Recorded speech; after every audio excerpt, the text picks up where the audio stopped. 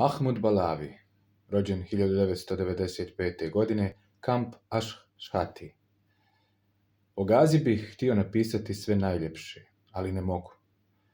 Ne mogu da ne vidim njeno siromaštvo, opsadu i glad, kao onda kad se cijela Gaza obrela u trgovini Al-Areš i opustošila je u roku od 2 sata.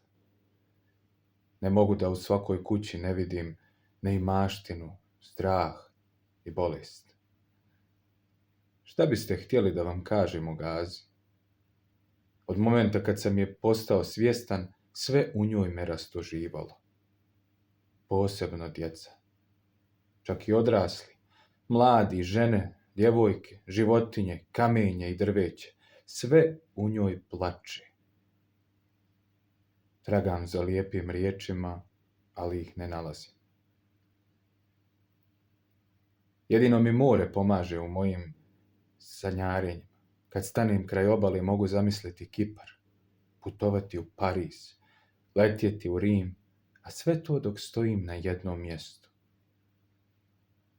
Obiđem tako cijeli svijet i onda završim u svom krevetu, u našoj kući usred izbjegličkog kampa. Vratim se tad u stvarnost Gaze, na prljavu pijacu, u kanalizaciju koja se preljeva, među zaprežna kola i ono što je na njima, u zagušljivi smrad i među tihe ljude koji ne mogu govoriti. Kad pogledam na sat i vidim da je 11:55, počnem se tresti i srce mi lupa brže. Tad pomislim da rat opet počinje. Ne bojim se ja samo sata, bojim se svega što leti, čak i muha.